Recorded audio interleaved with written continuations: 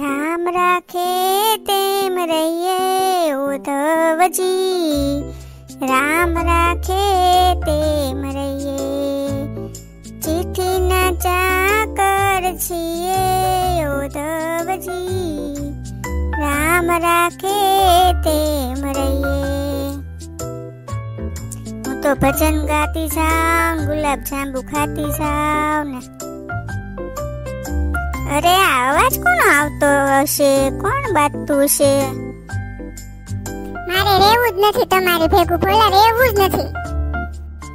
મારે નથી રહેવું તારી ભેગું, જાને હાલતી થાને હવે અહીંથી કાળા મોઢાળી। તમે હશો કાળા મોઢાળા, મને ન કહેતા કોઈ રહ્યા। અરે અરે પણ હું છે ભોલા ભોલી, કેમ તમે આમ બાથો છો? ઝઘડો કેમ કરો છો? હવે છે ને માસી, અમારે રહેવું જ નથી આની ભેગું મારે તો। તમે શાંતિ રાખો, શાંતિથી મને કયો હું છું છે। આ બેહી જાવ પેલા સોફે, હાલો। આ જો ને ભોલો મારી બાયદાસ કરે છે માસી। હું કાઈ નથી બાંધતો, ઈ જ બાંધવાનું કરે છે માસી, ભોલીસ તે બાંધવાનું કરે છે। તમે બે શાંતિ રાખો, હું તમને એક સમજવા જેવી વાત કહું, તમે શાંતિથી બે સાંભળો। મેં આ છે ને ફોનમાં સાંભળેલી છે, કાજલબેને કીધી હતી વાત, એટલે તમે બે શાંતિથી સાંભળો, પછી તમારે જે કરવું એ કરજો, રહેવું હોય તો રહેજો ભેગું, ન રહેવું હોય તો કાંઈ નહીં, પણ એકવાર તમે મને સાંભળી લ્યો। જો તમે બે જીવન સાથી એકબીજા હારે વાત નથી કરતા તો પછી તમે કોની હારે વાતો કરશો? હે? જે પુરુષ એના પત્ની પાસે છે ને દિલ ખોલી શકે ને, એને ડોક્ટર પાસે દિલ ખોલાવવાની જરૂર ન પડે, બાયપાસ કરાવવા નહીં જવું પડે। જો તમે દિલ ઘરમાં જ તે દિલ ખોલી નાખશો ને તો। આ છાતીમાં બ્લોક કેમ આવે છે? આ બ્લોક છાતીના નથી, આ બ્લોક મનના છે, જે બધા છે ને છાતીમાં ઉતરી આવ્યા છે। આપણે સાંભળીએ છીએ, આપણે કેટલા બધા લોકોને કેન્સર થાય છે। ઘણા તો ચાય ન પીતા હોય, દારૂ ન પીતા હોય, બીડી સિગરેટ કાંઈ ન પીતા હોય તો એને કેન્સર થાય છે। કેમ થાય છે? આ બધી મનની ગાંઠું છે બેટા। આપણે મનની ગાંઠું એટલી મજબૂત બાંધી છે ને તે ધીમે ધીમે બધી શરીરમાં દેખાવા મળે છે। મગજમાં આટલી બધી ઓલી ગળમથલ છે ને કે આને તો હું સીધા કરી દઈશ, આને તો હું પાઠ ભણાવી દઈશ, આને તો હું બરાબર ન કરી દઈશ, એ બધું એટલું ઘૂંટાઈ ને પછી બહાર બધું શરીરમાં દેખાય। તમે જોવો છોકરાઓ લેસન કરતા હોય, નોટમાં ભાર દઈને ઘૂંટીને લખતા હોય તો પાછળ નથી બધું ફૂટી નીકળતું? એમ તમે મગજમાં જેમ ઘૂંટશો, જેમ વિચારો ઘૂંટશો, વગર ભાડાની જગ્યા રોકીને જે માણસ તમારા મગજની અંદર બેઠો છે એને તમે ફગાવી દો, અને તમે છે ને આમ હળવા ફૂલ થઈ જાઓ। મારું કહેવાનું ઈ જ છે કે તમે બે બેસીને નિરાતે સંવાદ કરો, વાતચીત કરો તો કાંઈક એનો ઉકેલ આવે બેટા। આમ તો તમે બાંધશો તો કેમ મેળ આવશે? એની કરતાં તમે છે ને એક કામ કરો, તમે બાળકો સાથે, પતિ સાથે, ભોલી તું સાસુ સાથે, સસરા સાથે, દેર જેઠ જેઠાણી દેરાણી, જેની પણ સાથે તમે બોલો ને દિલ ખોલીને બોલો, અને જે તમારે કહેવું હોય કયો, પણ તમે છે ને આવી રીતે ઝઘડા કરો માં। એક બહુ સરસ દાખલો આપું છું। એક પરિવારમાં 20 થી 25 જણા એક સાથે રહેતા હતા, લગભગ 3 થી 4 પેઢી સાથે રહેતી હશે, બરાબર? પછી શરૂઆતમાં નવા જમાનાની નવી દીકરી પૌણીને એના ઘરમાં આવવા મળી, ત્યારે એના વડીલને એમ લાગ્યું કે હવે કંઈક મુશ્કેલ થશે, હવે કદાચ નોખું પડવું પડશે એવું લાગે છે। પછી વડીલે નક્કી કર્યું કે દર સોમવારે બધા જમીને રાતે એક હોલમાં સાથે બેસે ને ઘરમાં નાનામાં નાની વ્યક્તિ જો ઘોડિયામાં સૂતું હોય ને તો એનું ઘોડિયું પણ હોલમાં લાવવાનું, અને એવી રીતે બધાને સાથે બેસવાનું એવું નક્કી કર્યું। અને બધાએ બહાર બેસી ને ચર્ચા કરવાની કે કોને હું ન ગમ્યું ઘરમાં, કોનો વર્તાવ કોને ન ગમ્યો, એવી વાત કરવાની અઠવાડિયે એકવાર। બધાએ પોતાના મનની વાત દર સોમવારે સાંજે રાતે બધા ભેગા મળીને કહી દેવાની. અને સોમવાર સિવાય કોઈએ ઘરના સભ્યોને કોઈ પણ જાતની કડવી વાત કહેવી નહીં. સોમવારે બધાને બધી છૂટ, જેને જે કહેવું હોય બધું કહેવાની છૂટ. ઘરમાં કોઈ મોટું નહીં, કોઈ નાનું નહીં, માન રાખવાનું, પણ મર્યાદા પૂર્વક જેનો જે વાંક હોય એ બધાને હારે બેહીને કહી દેવાનું. ધીમે ધીમે પરિસ્થિતિ એવી આવી કે બધા છે ને સોમવારની રાહ જોવે.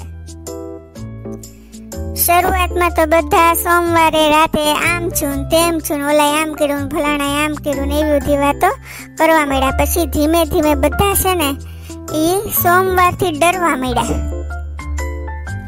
તો બધાના મનમાં એમ થયું કે જો હું ખરાબ વર્તન કરીશ તો આવતા સોમવારે મારી વાત કરશે બધા. એટલે બધા આખું અઠવાડિયું સારું વર્તન કરવા માંડ્યા, સારી રીતે રહેવા માંડ્યા અને કોઈને કાંઈ ફરિયાદ ન થાય એવી રીતે સૌ વર્તન કરવા માંડ્યા. એક દિવસ સમય એવો આવ્યો કે હવે કોઈને કોઈથી ફરિયાદ નથી, કારણ કે બધાએ પોતાના વર્તનમાં ફેરફાર કર્યો અને બધા એડજસ્ટ થઈ ગયા. એમ ભૂલા ભૂલી તમે એકબીજાને એડજસ્ટ થાવ તો તમારે કાંઈ ફરિયાદ રહે નહીં.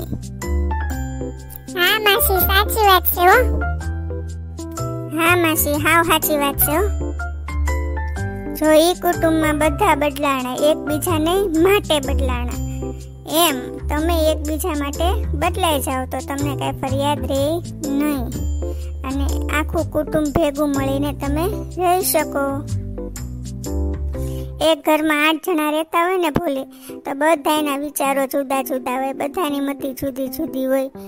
એટલે હોય જ તે બધાની મતિ જુદી જુદી. કોઈને કારેલા ભાવે ન ભાવે, કોઈને રીંગણા ભાવે, કોઈને ન ભાવે. એમ આમ બધાના મગજ જુદા છે, પણ આમ બધાના મગજ જુદા હોય પણ બધાને એની સાથે હૃદય તો બધાના એક જ છે. માણસ માત્ર પ્રેમ તો ઝંખે જ છે બેટા. એકબીજાને પ્રેમ આપો, પ્રેમથી રહો. આ દુનિયામાં કોઈ એવું છે જેને પ્રેમ ન જોતો હોય બેટા?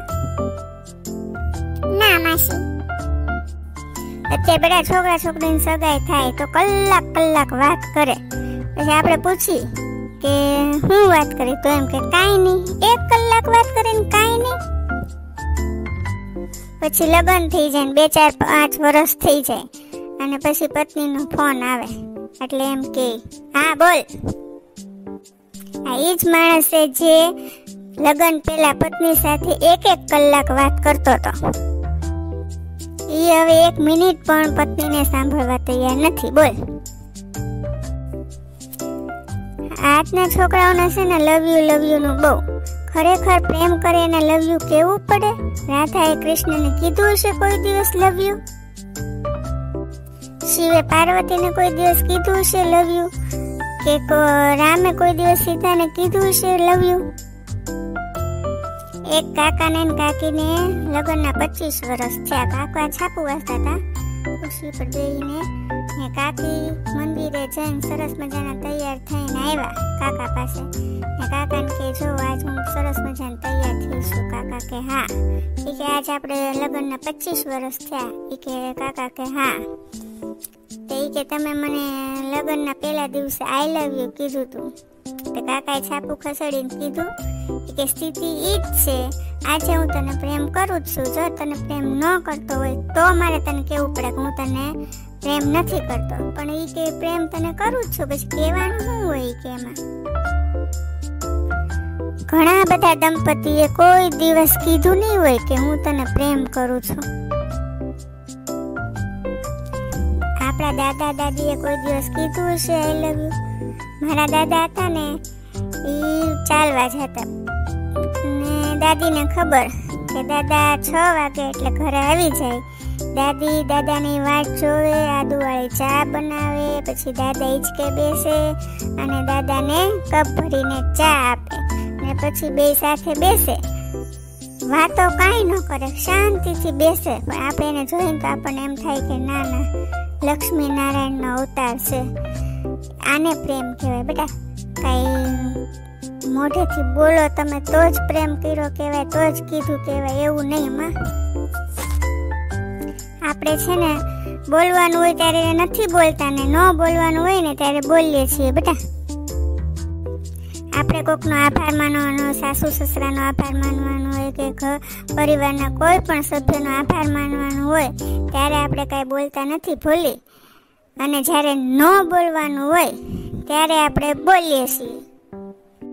અને ફરિયાદ કરવી હોય તો ફટાફટ બોલવા મળશે કે આ તો આણે આમ કર્યું, ફલાણાએ આમ કર્યું, આ તો મને આમ થાય છે, મને પગ દુખે છે, કમર દુખે છે, હું તો વૈતરું કરી કરીને થાકી ગઈ. આવું બધું બોલવા મળે. અને બોલે જ છે, દરેક સ્ત્રીઓ બોલે છે. 50 વર્ષની ઉંમર થાય ને એટલે બધી સ્ત્રીઓની ફરિયાદ શરૂ થઈ જાય. પણ કોઈ દી તમે સાંભળ્યું છે કે 50 વર્ષનો પુરુષ થયો એને કીધું કે હવે હું કમાવા નહીં જાઉં? કોઈ પુરુષ એમ કે મેં તો બહુ વૈતરું કર્યું, હવે કાલથી કમાવા નહીં જાઉં, એવું કોઈ દી સાંભળ્યું છે બેટા? જે પુરુષ ઘર બાંધે છે 2 બેડરૂમ 3 બેડરૂમ 4 બેડરૂમનો, પણ એ કોઈ દી ઘરે રહે છે? અને મુંબઈ જેવા મોટા શહેરોમાં તો સવારના વયા જાય છે છોકરા સૂતા હોય ત્યાં, અને રાતે 10 વાગે 11 વાગે ઘરે આવે છોકરા સૂઈ જાય ત્યારે, અને ટિફિનમાંથી 40-50 વર્ષ ખાય છે. એણે કોઈ દી ઘરનું ગરમ ખાધું નથી. અને એ કોના માટે? એક પત્ની અને બાળકો માટે. તમને એસી નાખી દે, પંખા નાખી દે, પણ ઈ એસીમાં કેટલો ટાઈમ સૂવે છે, કેટલો ટાઈમ બેસે છે, એ તમે કોઈ દી વિચાર્યું છે? અને આ બધું તમારા માટે જ કરે છે ભોલી. ભોલી તે કોઈ દી કીધું છે ભોલાને કે તમારો આભાર, હું તમારે લીધે આવી સારી જિંદગી જીવી શકું છું, આવા સંતાનો ડાયા ને આ બધું જાહો જલાલી? કોઈ દી આભાર માન્યો છે પતિનો? આ ઘર, આ કપડા, દાગીના, સંતાનો અને આ બધું જાઓ જલાલીથી રહીએ છીએ, તમે કોઈ દી તે ભોલી કીધું છે ભોલાને કે તમારો આભાર, તમે મને સારી રીતે રાખી છે જિંદગીમાં? ઉલટાની ફરિયાદ કરો છો તમે કે એ તો એ વાત છે ને, તો આમ છે ને તેમ છે ને. આટલી બધી ફરિયાદ હોય તમને ભોલી, તો તારે છૂટાછેડા જોવે છે? બોલ. નહીં હો માસી, છૂટાછેડા નથી જોતા હો. છૂટા નથી પડવું, ભેગું રહેવું છે, પણ ફરિયાદ કરવી છે કા? તો આવી ફરિયાદ કરતા કરતા મોઢું બગાડતા ભેગું રહેવું એની કરતા આનંદથી મોજથી ભેગું ન રહેવાય બેટા. આપણા જીવન સાથીમાં શું સારું છે, કયા ગુણ સારા છે, એ તમે બે ગોતી કાઢો. અને દરેકમાં સારા ગુણ હોય ને હોય જ છે. ઘણી બાઈ એમ કહેતી હોય કે બીજાની હારે તો બહુ કે હસી હસીને વાતો કરે છે, તો હું કઈ બીજાની હારે કઈ છણકા કરાય? જેને કરાતા હોય એને કરાય ને. બાજુવાળા બેન નીકળ્યા હોય તો એને હું એમ કેવું કે તમે આ લીલા કલરની સાડી પહેરી તમને નથી સારી લાગતી, એમ કેવું? આવું કરે તો તને ગમશે? એ તને કહીએ કે ભલે કે આવો કલર ન પહેરાય, આવો રંગ તને નથી સારો લાગતો, બીજાને કોઈને કહેવા જાય કઈ સારું લાગે? એ કઈ આપણું અંગત કોને કહેવાય? પોતાનું માણસ કોને કહેવાય? કે જે આપણી હારે મન ખોલીને વાત કરીએ, કે ઈ બીજાની હારે હસીને વાત કરે ને આપણી હારે હસીને વાત કરે એમ ઈચ્છી, તો ઈ આપણા એના મનની વાત, એનો મનનો ગુસ્સો, એના મનનું બીજું જે કાંઈ હોય કોની આગળ કાઢે? ઘણા પુરુષોને હાર્ટ એટેક, બ્લોકેજ, આ તે બધું થાય છે. એ શું કામ થાય છે? કારણ કે એને જિંદગીમાં કોઈ દિવસ મન ખોલીને વાત જ નથી કરી. જીવન સાથીનો અર્થ શું બેટા? કે જે જીવનભર સાથે સાથે ચાલે. તમારા બેયના તો વિધિસર લગ્ન થયા છે ને કા? હા માસી. તો તમને ખબર છે સપ્તપદીના 7 વચનો? લગ્નમાં ગોરદાદા હું બોલ્યા, કોણે કેવી સાડી પહેરી હતી, કોણે શું પહેર્યું હતું, કોણે શું ખાધું, એ બધું યાદ છે. પણ સપ્તપદીના 7 વચનો જે તમારે સાંભળવાના હતા એ તમે નથી સાંભળ્યા, બરાબર ને? તો બેટા એવું બધું વિધિ યાદ ન રહે, પણ બીજું બધું યાદ રહે. તો એવું બધું યાદ રાખવાની જરૂર છે કે આવું બધું યાદ રાખવાની જરૂર છે? હા સાચી વાત છે હો માસી. હા માસી, સાચી વાત છે. હવે અમને બધું સમજાઈ ગયું છે. હવે અમે છે ને કોઈ દિવસ ઝઘડો નહીં કરીએ, શાંતિથી રહેશું અને તમારી વાત માનશું હો. તો મિત્રો, તમને આ વિડીયો ગમ્યો હોય તો લાઈક, શેર અને સબસ્ક્રાઇબ જરૂર કરી દેજો.